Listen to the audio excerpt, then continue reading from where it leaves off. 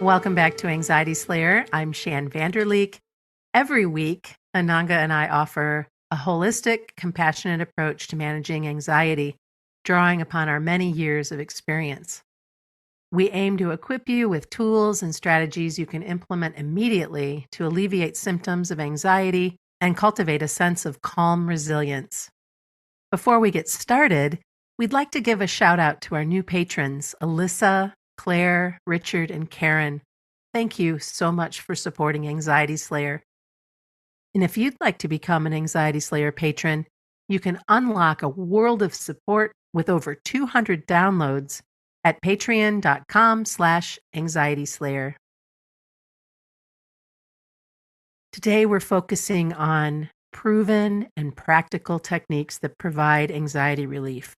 We'll be sharing breathing exercises, grounding techniques, and a host of daily practices to help you overcome challenges, cultivate more peace, and thrive. And speaking of thriving, Ananga, thank you so much for showing up today when you're not feeling so great. And I really appreciate you showing up with your sultry, deep voice and having this conversation. Hey, Shan, happy to be with you, even though I sound a little different. Well, I hope that you're feeling better than you were yesterday, and I do really appreciate you carving out the time when you are feeling a bit unwell. It's a pleasure. Let's begin our conversation with our favorite go-to breathing exercise for anxiety relief. Yeah, something we've shared many times over the years is a practice called the long exhale. I'd like to say a little bit about how breathing techniques are so helpful for calming anxiety. And once you've learned one or two favorites, you can practice them anywhere. Just 3 minutes of calm breathing can help you settle racing thoughts and calm anxiety. Many people living with high levels of anxiety tend to breathe high up in their chest, and shallow breathing can increase anxiety by building into hyperventilation. So slow, steady breathing and focusing on a longer exhalation redresses this imbalance, this hyperventilating, and it takes the body out of fight or flight and anxiety into a more relaxed state.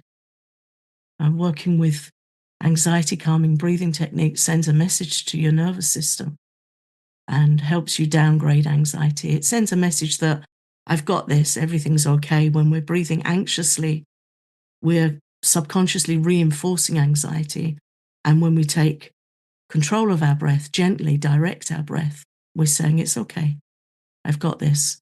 It's a really simple and really effective way of working with anxiety. So what we're encouraging here is to pick a couple of techniques and bring them into your morning, ideally, and evening. Bring them in every day. And the long exhale is something that is super easy to do and can be done at any time. It's not something you need to carve out hours for. It's a moment by moment, beautiful way to get back in your body, to breathe some calm back into your world when you're feeling a bit jangly. And here's how you can do it. You can sit or stand, but be sure that you soften up a little before you begin. Softening up means making sure your hands are relaxed, that your knees are soft, dropping your shoulders and letting your jaw relax, and even letting your eyes relax. And now breathe in slowly through your nose and count to 4, and allow your stomach to expand as you breathe in.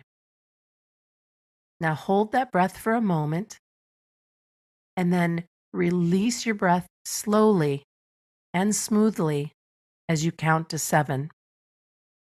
You can release your breath through your nose or through your mouth, whatever feels most comfortable to you.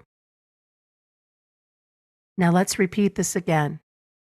Breathe in slowly through your nose and count to 4. Allow your stomach to expand. Hold it. And now release. And again. breathing in slowly, counting to 4, holding, and then exhaling. And just doing that for a few times, you should notice that you're feeling a little bit more calm and relaxed. Imagine doing this for a minute or two. It's a really nice thing to do first thing in the morning to just allow a few more minutes, drink some warm water, and then sit quietly and take a few calming breaths. It's a great way to settle into the day in a very calm and positive way.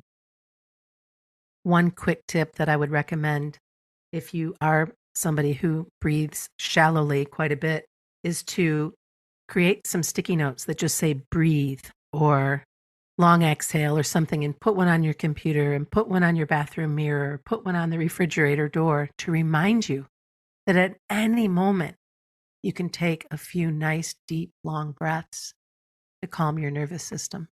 Yeah. And also book them in, put them on your to-do list. My breathing practice in the morning and evening is on my calendar. Something I started doing a while ago. I noticed my calendar was full of medical appointments and not so pleasant things to look forward to. So I started putting good things on my calendar: affirmations, breathing breaks, time with friends, time with you, Shan. I started flooding my calendar out with lovely things. So yeah, we can time block for our healing practices and make a commitment, make a date with ourselves for a bit of self-care. And again, it doesn't need to take long. It can be 3 minutes, 5 minutes.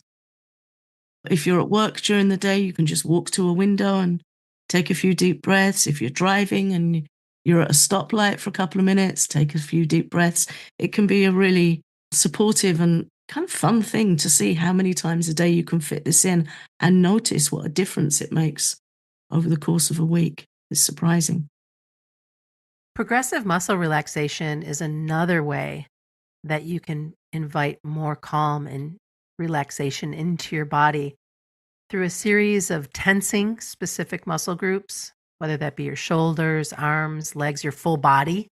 You do that for a few seconds in each area and then release the tension while focusing on the sensation of relaxation. So you'll tighten up your hands, for instance, you maybe clench them into a fist and then open them and let them go and notice how it feels to release the tension. And this practice is so beautiful. It's something I love to do before bed, especially if I'm having a hard time getting to sleep. I'll just move systematically through each area of my body and tense and relax, tense and relax. And usually by the time I get to my feet, I'm very, very relaxed, if not uh, almost asleep. I find this a really helpful practice for deep relaxation and making that contrast between tension and relaxation. And often we're holding tension in our shoulders, our neck, maybe our hands, habitually anyway, our jaw, and we're not so aware of it. So I find this practice has two benefits. One, it's deeply relaxing, and yeah, it's a great thing to do before sleep. But also it makes us more aware of when we're tensing up. And then we can, take that tension consciously further. If we notice, for example, our hands are a bit tight or our shoulders, then we can tense them more and then take a deep breath and just release suddenly. And then that contrast is so relaxing. But it does help us notice when we're tensing up and to relax. Almost any time I've ever done a guided relaxation where the narrator is asking you to lower your shoulders, like take your shoulders away from your ears. But it's like, oh my goodness, I didn't even notice I was doing that. Right. And it's just where are you holding that stress? And so being able to progressively move through your body this way is such a gift. And another really simple thing that I learned from Chun-Yi Lin, one of my favorite Qigong teachers, is he always says, decorate your face with a slight smile. Hmm. And not only does that completely change our state into a more positive and relaxed state, but it naturally relaxes our face and jaw. So many of us are just clenching our mouth, clenching our shoulders. And yeah, we don't know we're doing it. So these are very helpful practices for checking in and relaxing. Well, let's move on to grounding techniques and how grounding techniques use our senses to connect with the present moment. And it's a simple, beautiful practice where you focus on 5 things you can see, 4 things you can touch, 3 things you can hear, 2 things you can smell, and 1 thing you can taste. And this is often a recommendation that we have if you're starting to feel a panic attack or an anxiety attack coming on, to ground, take a minute. Where am I? What's going on? And then you go the 5, 4, 3, 2, 1. And usually by the end of that, you have grounded yourself in a way that you can really start to feel a difference in your body and in your mind. Yeah, I love this practice, and we've had so much feedback on it over the years, people saying how much it's helped them. And it's not just grounding, is it? It's also mindfulness. It's mindfully bringing us into the present. We're using our senses to draw our mind into the here and now. And it can be a lovely thing to do out in nature, to just go outside and see, 5 things I can see, especially at this time of year as we're moving into the spring season in the Northern Hemisphere. Like 5 things we can see in nature, 4 things we can touch. I like to touch the bark of trees, different leaves, and really ground in nature by being very tactile and very present. 3 things you can hear, that can be lovely, listening to the breeze in the trees or different bird song. Hearing your feet on the earth is a very grounding thing to do. Hearing your feet connect with the earth as you walk. Things you can smell, and yeah, 1 thing you can taste. It's such a simple practice. It's worthwhile noting it down and having it handy on a piece of paper while you get familiar with it. It's a lovely thing to do with children. If children are anxious or a little bit antsy, it can be a really sweet thing to do. Mm. This show is sponsored by BetterHelp. If you had an extra hour in your day, what would you do? A lot of us spend our lives wishing we could carve out more time for ourselves and often feel like we simply don't have the ability to claim it. One of the best ways is what Ananga mentioned earlier, is to add something to your calendar that identifies and carves out time for what's important to you and make it a priority. I've made it a regular practice to schedule personal time in my calendar every day for self-care. Ananga has created time for self-care. What will you create time for? Therapy can help you learn to set boundaries and uncover what's important to you so you can enjoy more of what brings you joy. It isn't just for those who've experienced major trauma.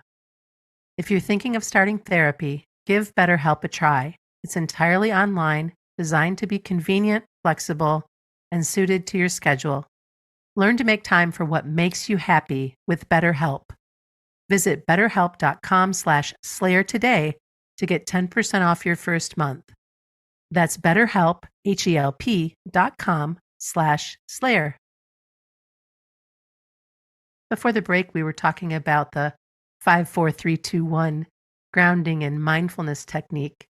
We'd also like to share a standing grounding technique that you might find helpful. This is a really nice technique if you're feeling lightheaded or anxiety's making you feel a bit scattered, maybe a bit zoned out, not connected with your surroundings. It's very simple. Just find a spot where you feel comfortable standing for a few minutes with bare feet. Again, if you have the opportunity to do this outside, it's a lovely practice to do in nature. You take a big, deep breath in, drop and relax your shoulders, and shake out your hands and arms. Make sure your hands feel loose and have some space between your fingers. And slightly bend your knees and imagine pushing your feet down into the ground. Feel how your feet connect with the surface that's supporting you, and pay careful attention to where your feet touch the ground When we're barefoot, we're so much more aware of the little movements in our feet that are adjusting our balance. So put your attention there, where your feet are connecting with the ground. And then bring your arms up to shoulder height in front of you, as if you're holding a big balloon to your chest. So you've got that circular space. It's like your arms are in the position of a hug. And imagine that you're rooted to the earth like a tree. Feel the way your feet are adjusting again to help you balance and stand. Feel the support and strength in your legs. And just stand like this for a few minutes with your arms out at chest level, breathing in deeply, taking slow, deep breaths and feeling rooted to the earth like a tree. You can even imagine roots going down from your feet into the earth. And if you like, you can do this hugging your favorite tree. Yeah. If there are any tree hugger listeners like I am, I will hug the tree. Or sometimes sit with my back against the tree. It's not a standing grounding technique, but it's something that we can still do sitting down. And then just give thanks for the tree's contribution and the contribution of all of the beauty around you. It's such a gift to give yourself. Yeah, I have some tree friends here. I go and visit near my house. And I have one tree that I am definitely friends with in a botanical gardens that my daughter and I like to visit. And I always go and see that tree. Mm. I've seen that tree on some very challenging days. Consider it a friend. There's loads of research on grounding with trees, leaning against trees. We're indoors so much. Ayurveda, India's ancient science of life, teaches that one of the major contributing factors to anxiety is all the electromagnetic frequency around us, the social media, the busyness, the indoors, the fluorescent lighting, all of this artificial stimulating environment that we're operating in for much of our day. And perfect antidote is to get out in nature and, sit by a tree. If you find yourself in a space where you can't get outside and get your feet on the ground, one of the things that we recommend is that you do some visualization, that you find a quiet place where you can close your eyes and imagine yourself in a very peaceful, serene place. And then just picture yourself surrounded by calming sights and sounds and sensations, whether that be the sound of a river rushing or waterfall or bird song, whatever that might be. And then when you get really relaxed, you start to visualize all of the stress and anxiety melting away, just letting it flow and fall away from you, leaving you completely relaxed and at ease. These are things we can do, whether you're on the train or whether you're uh, in the office, or it doesn't always need to be this big production. You can allow yourself these little moments of mindful relaxation. Yeah, you're reminding me that a few years ago, I was traveling on a busy bus at Christmas time with my parents going into a town near where they live, and ended up on a seat on my own on this packed bus. And I just went off into my internal world. Mm-hmm. Your mind palace. Yeah. Well, I had a friend that devised this thing called Project Sanctuary, where, I had a whole inner world. When I was very sick, I would go there and swim in my mind. And if you think about it, anxiety can be very visual and very much in our imagination. We're imagining scenarios that we really don't want to be in, that we're very concerned about. And this is the opposite to that. And whatever we imagine, our nervous system becomes affected by it. So it's really helpful to practice imagining peace and safety and tranquility. And you recorded a beautiful guided practice called Oasis Journey. Oasis Journey Guided Visualization for Calming Anxiety. And that's on our Patreon if if you're someone that likes a bit of guided support, sometimes I can visualize. It took me a while to learn how to do it. I wasn't able to do it very easily, but I practiced and built this kind of inner world that I'd go to, which I really enjoyed. But if we're tired, low energy, or don't consider ourselves someone that can visualize easily, it can be nice to follow along a guided journey with somebody else. And we've recorded a few of these, and we've put some nature sounds in and gentle flute music to kind of create this atmosphere.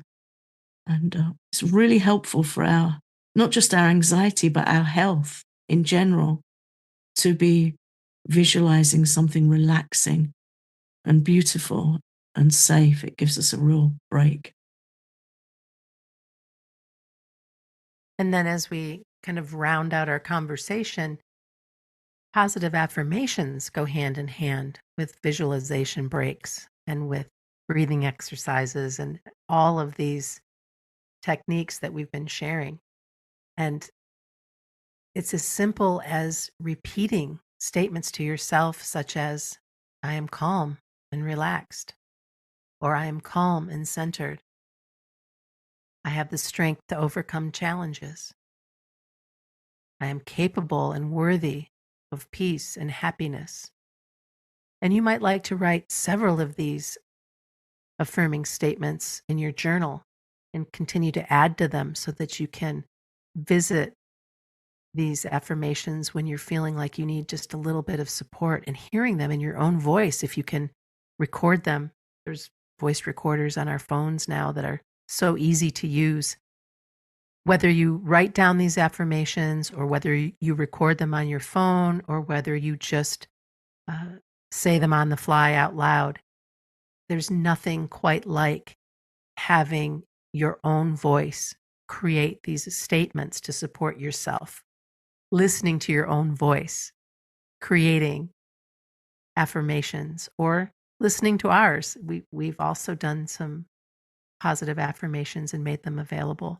But there's something beautiful about retraining your brain into that I am space instead of being in that space of I am not, or I can't, or this is too hard, or all of the things that we create when we're feeling anxious.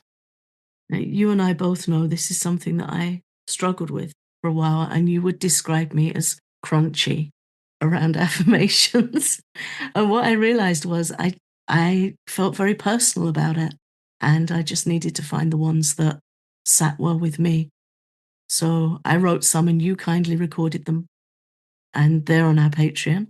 And I wrote some others and recorded them for myself. And I'm listening to those every morning and every evening and finding them really helpful. So I'm a convert. Yay! It took you a while to get through to me, but I really now feel I benefit from affirmations. And I think it's doubly affirming to have them spoken in your own voice. That's really healing. And again, anxiety, we're affirming what we don't want. We have so many questions come into us about what if thoughts and how to tackle unwanted thoughts in the mind. So these are wanted thoughts. We're acknowledging our strengths. We're affirming desired outcomes, or we're affirming that I'm calm, I can do this. And yeah, you have trained me up, and I'm grateful. Ananga and I have a weekly Anxiety Slayer challenge for you. We invite you to pick a practice from this week's episode and give it a try, and then share your experiences in our private Facebook group. If you're not already in our private Facebook group, you can easily search groups and look for Anxiety Slayer and join us. We have almost 4,000 members now. And we'd love to hear from you. We'd love to know which practices you're enjoying, what's working for you, and of course, always how we can be of service. Mm. We received a couple of lovely messages in the last week from group members who are using tapping and meditation practices. And were sharing how much it's helped them. Two different scenarios, one with health anxiety and one with being out and about in the world. It's always so lovely to hear from people. How are you doing? Yes. So take us up on this challenge, pick a practice from this week, and then share your experiences in our private Facebook group. Access exclusive content and perks to support your mental wellness journey at our Patreon, where you can get a deeper dive into some of the topics we cover, as well as over 200 downloads, including all of our guided relaxations. If you're interested in becoming an Anxiety Slayer patron, you can learn more at patreon.com/anxietyslayer. Thanks for listening.